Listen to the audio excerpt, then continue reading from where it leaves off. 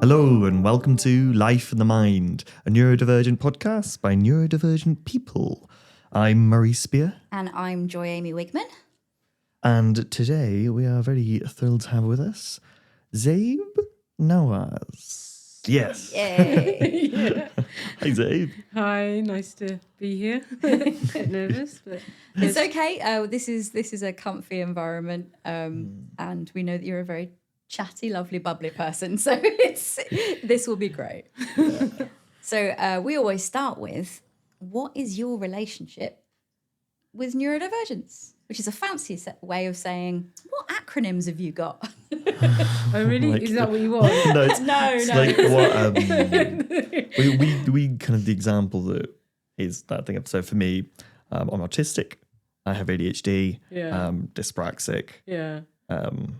Yes. And Can that's I- Murray's So that kind of thing. relationship. Yeah. I'm gonna be that kind of person who just does outside the norm because I never like being put in Go for it. boxes. Yeah. So I've come to the point where I was diagnosed on the 21st November 2022 at 8 p.m.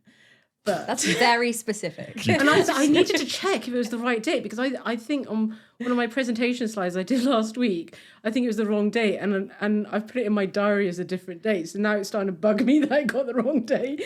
But yeah, I think it's the 21st.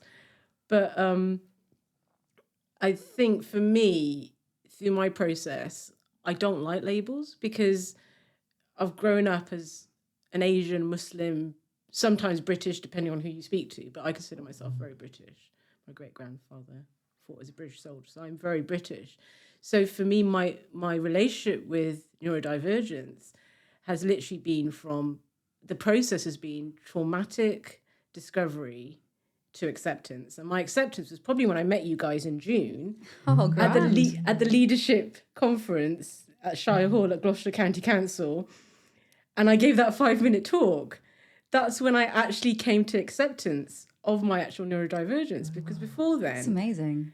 and it's so fresh. And I think now I'm actually at a point where I've actually accepted what and who I am, and that I don't like labels. Like for some people, it's really important, but I've never liked being put into a box and defined who I am and what I am. And I've always been told, you should be like this or you should be like that. And so for me, I know my own self, what I am. And I think to some people, if it's important and it's going to help them, I would share it. But I think the judgments I've found during the discovery and even the traumatic, like it's been a 3-stage process, the traumatic part, the discovery and the acceptance. I think during the first 2 stages, it was very much, there was judgment and sometimes it was enabling as well. I think that there's one extreme. You get people who are very negative towards neurodivergence, and then you get people that are incredibly enabling, and I wanted to find an in between. Yeah. And I couldn't find it.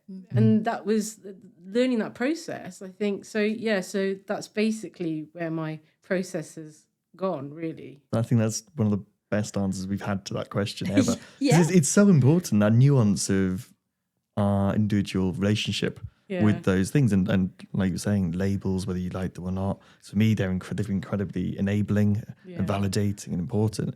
But I completely understand your side of it as well, because I've had that discussion in myself, and I'm sure many, many people have.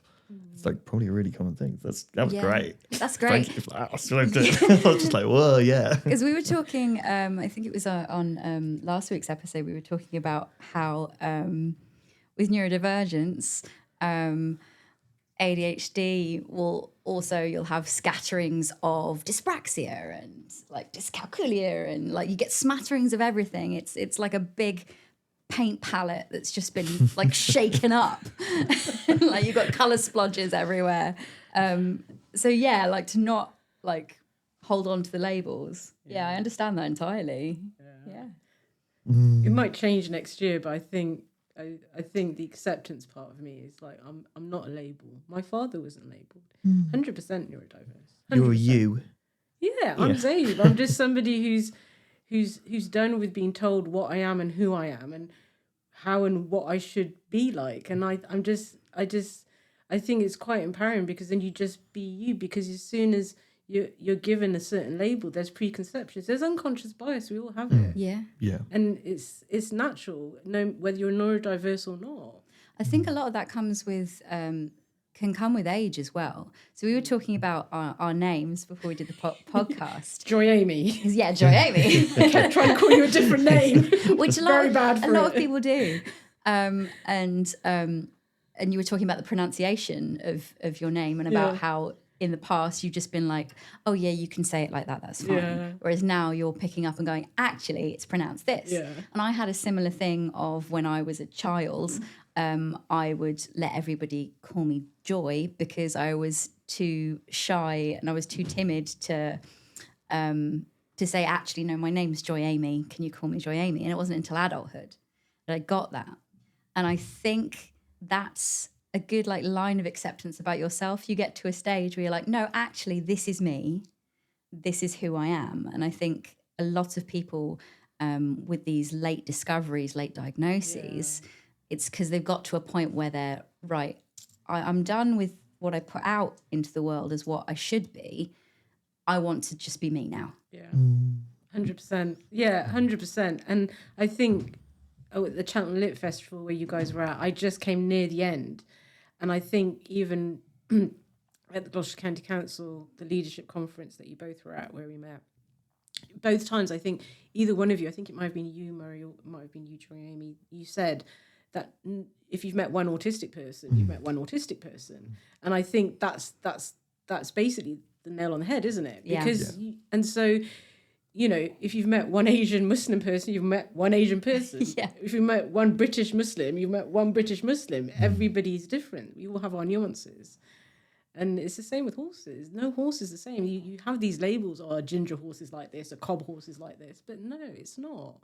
Yeah. It's like, take the individual, take the person, because that's when you're going to get to know how amazing. Well, I'm talking about horses. You're allowed to talk about horses. So Zayn works for the HHPDA, which is Horses Helping People with Depression and Anxiety. So you might get a lot of horse metaphors. Totally get horse metaphors. It's like, it's surprised I've waited this long to actually mention a horse to annoyance of my family who just accept it now. That's fair.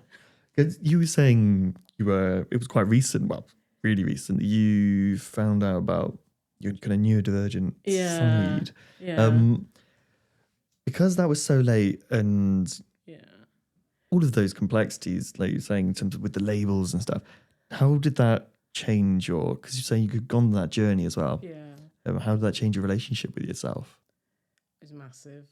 It was humongous. It was about 6 months prior, my father had a really bad fall. He's got a degenerative disease. My mother and my father are my backbone, you know. They bought my horse, and without my horse, we wouldn't have HHPDA. He's the co-founder. My father had gone into hospital.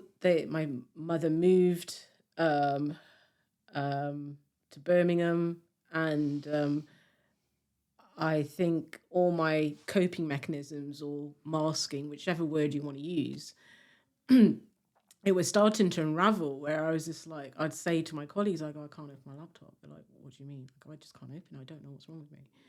And it would just be something. And so I just thought it was down to stress and,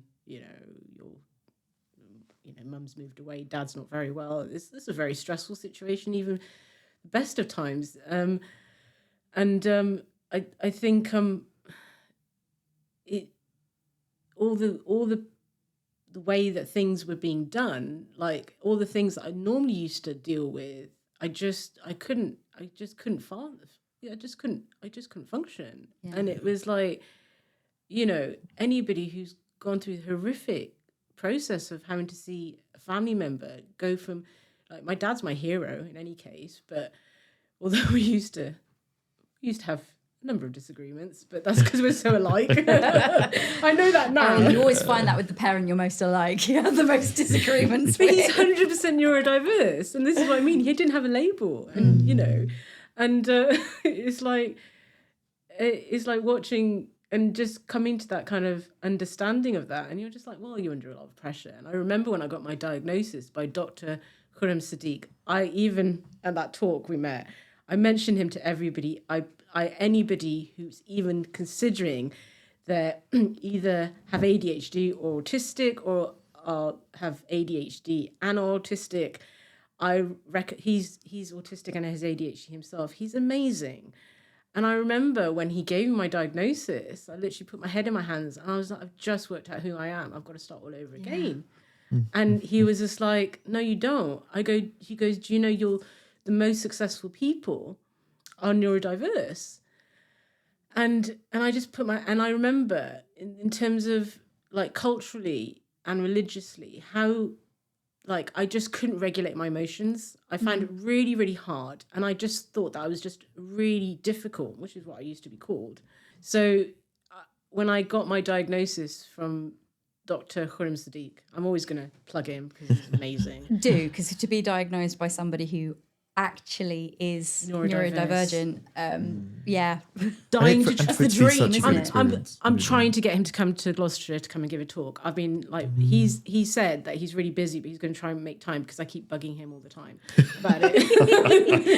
Keep bugging him. If it'll stop you talking, I'll come. To be fair, he's been throughout the process. Right. He's been amazing. Yeah, and he's Muslim, and his heritage is Pakistani, like I am as well. But I remember saying to him about my emotional deregulation, and because I remember when I used to get really deregulated or really stressed out, I used to say to my father, I'd say I'm getting really stressed out. I'm going to get really loud. I can't control. I'm getting really stressed out. I'm going to walk away. And to walk away from an Asian father or a mother when they're talking to him is just like, think traditional British mother or father. You do that, you are just you're in trouble. You're in trouble. You're going to get told off like there's no tomorrow. My parents are the most amazing people ever, and I would say, I'm getting really stressed out. I need to move away. So I was very aware of this stuff, and I was just like, and I remember telling Dr. Khurram Sadiq, I'm going to plug in constantly. I remember saying to him that. When I explained that this, because he mentioned about that, and when he told me my neurodivergence, I was just like, okay. And I think he was expecting a bit more of a reaction. And I was just like, yeah, okay. And then he was just like, then he spoke about the emotional deregulation that you get and how the emotions become so strong that you just can't control them. It's like a volcano. And as soon as he mentioned that, and I just broke down in tears, and I was like, oh my God, I'm a bad daughter. He's like, no, this is your neurodivergence. And I'm like, no, I'm a really bad daughter. He goes, you're not. And I go, this is what my parents used to, this is one of the biggest things my parents used to have a qualm about me, is that I acted in this way. And it's the reason my mum went to Birmingham. So there was a lot of self-blame as well. It was just like, this is why my mum went off to Birmingham, and she just, she couldn't handle me. It was just, I'm too much for her. I'm just too much for her to handle. And he's so amazing. He goes, I'll get something in Urdu and Punjabi, which my dad's from a village in Punjab in Pakistan. And so you can show that to your mum. And like throughout the year that I was diagnosed, like I would talk to him, and he was just, and because he's neurodiverse, he gets the cultural side of it. But it was just like, I found, and this is why I started HHPDA, because there wasn't any equine therapy organisation that's focused solely on depression and anxiety. There was loads, they said we do everything, which is great, but there's nothing that's focused solely on depression and anxiety. There's no riding, it's all psychotherapy with horses. But that's the same now. I'm on the same mission. It's like, there's support groups, great support groups out there, but I don't want to sit in my problems. Yeah. I want to find solutions, because that's what we say to our clients. We provide the space for the horses to help you find your own solutions, and everybody's solutions is different, because we all see the world in a different way, like we're talking about labels.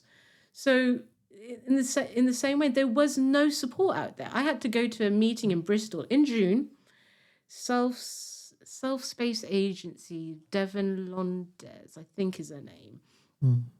When she's a CIC, so a community interest company, so she's their social enterprise. But the way it was done, it was just amazing. And it was done, and people had an opportunity to just do more practical things like board games and stuff like that. And the other thing was to actually talk about, like, tell your story. There was a little tiny stage in an amazing location, because, you know, CICs, we always go into like really tiny little horrible places, except this place, of course, because it's lovely. And they'd have trigger warnings so people could walk away, which is important. That's great, because I think that's the thing. It's like, I think I was diagnosed wrongly as having depression and anxiety. It was my neurodivergence. And so a lot of specifically women are diagnosed with anxiety when it's actually ADHD. Yeah. It's very common. Yeah, and then the anxiety, you know, you get resultant anxiety and depression type things. Well, and some of that coming from things being mismanaged or not recognised and stuff like that. It's very common. The sensory overload that is like humongous. It's like, since I've been unmasking, I'm in the acceptance stage now. There's just so much sensory that I just cannot handle. I can, like, depending on where I'm at, like depending where my nervous system's at, I can't be on a train without the feeling of the train moving and the wheels and the vibrations is just too much. I just can't handle it. I was working the other day and they were doing construction work. Never had a problem with it ever. And I was just like, I even put my noise cancelling headphones on. Didn't want to put the music on, and it was like somebody's drilling in my ear. And I've never experienced that in my entire life. And I'm just like, great. It's really interesting, isn't it? That once you have that discovery of your neurodivergence, you are much more aware of what is affecting you in that way. Yeah. And I know I've had people say to me, like, well, you could cope with it before. I'm like, well, I wasn't coping with it before. Now I'm aware of the things that are causing that. And that awareness does make it more overwhelming, but it also gives me the tools and the warning to be able to protect myself from it. Yeah. And you deal with it there and then as well, rather than just going, build. Let's push this away. I'm obviously fine. This is because it's a situation where I should be fine because people keep telling me I should be fine. So you push it and it goes bloop, poop. Exactly, you should. No. You should be that. Because even talking about that construction is like on my back. It's just like causing me the same sensation. And I never had that. I always used to be a very empathetic person. That's why I'm doing the work I'm doing. But I have to be very boundaried because of professional boundaries. Yeah. But I still can be professionally boundaried. But I'm finding, like, I just feel things from everybody so much, like ridiculously amount. And I'm just like, when I'm talking about things that people are experiencing, I'm just like, I'm talking about that situation that happened with that person, that whether they're looking at you in a positive way or a negative way, I'm just feeling it. And even as I'm talking about it, I'm feeling those same emotions. It's just like, geez, great. Yeah, it's an exhausting thing when you get that discovery, because it's just a lot of stuff at once, and working out what masks are helpful to you and what aren't unhelpful to you, and what are there. Realizing that, that's actually me masking. That's not actually me. I don't actually like doing that. Yeah. Interesting. And when you first have that discovery, you have to strip everything away in order to find out what was working. Yeah. And what wasn't serving you. Yeah. And it's the unmasking. Like, I had a really good support system in place, but even so, that I can't emphasize enough that there's no clinical support out there in the county. There isn't. It's something I feel really passionate about. It needs to change, because there's people that are kind of low to level just about managing it, but it's kind of like that bolting horse, isn't it? Like, I've got to use a horse, right? So it's just like, if you've ever been on a horse that really wants to go and you're like, no, stop, and it's like, no, want to go. So you're holding on, but you move those reins just a tiny bit, it's gonna go. It goes. And that's exactly what it is, right? Yeah. That's what it feels like, and from my perspective, because everybody's perspective is different. But it's just, I think that when people say unmask, yes, but I don't think it has to be done in a safe way. It does, yes. And I think a lot of it's very important, even very knowledgeable, very, very good people, they can contain it, but I think it's very hard to manage it, because everybody's needs are going to be different, because everybody's sensory is going to be different. And sometimes you can't accommodate groups of people all at once, because some people are going to be like, oh, well, that's too loud, that's too bright, that's too this feels right, this doesn't feel right. Yeah. So it's like, how do you accommodate that? And I think you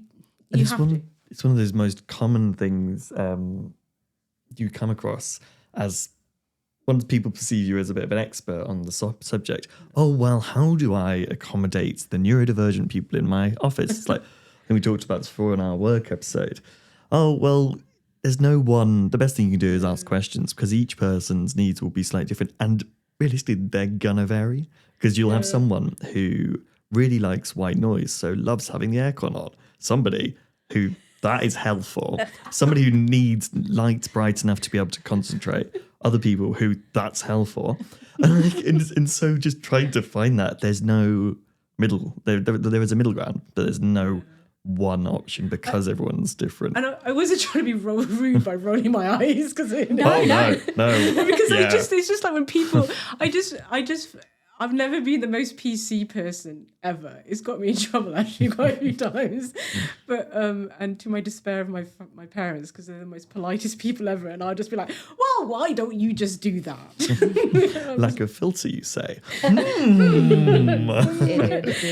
Well, interestingly, talking of which, I remember as a child, I must have been about 10, 11 maybe, saying, Mum, I don't like them. They're not very nice. They're very fake people. I got the most rollicking ever in my entire life. Suffice to say, we are no longer friends with those people for those exact reasons, for what the 10-year-old said. So, and I'd be saying stuff like that. Yeah. Stephen King always says in his books, listen to the children. Listen to children and disabled folks. Oh no, because they're always right. And so if they are both, you listen to the child. I'm not sure if that's a good correlation that I'm being compared to a horror. They're always the ones that know what's going on in the horror thing. Always listen to them. It seems a bit kind of. So when you said Stephen King, I'm like, oh my God, I'm being compared to that. I'm a bit of a horror obsessive. Oh, okay, that's okay. That makes you feel better. They're always the good guys. Anyway, let's bring it to a close here. We're very lucky to have Zabe recording another episode for us, so that we can talk about her work with horses and about anxiety and depression and how we all cope with that. But thank you so much for joining us today, Zabe. We're really interesting. Amazing. Thank you. Okay, folks, that's it for this episode. You can follow us on Instagram at life.inthemind. Our other socials are linked in our bio. Don't forget to like, subscribe, and comment. See you next time.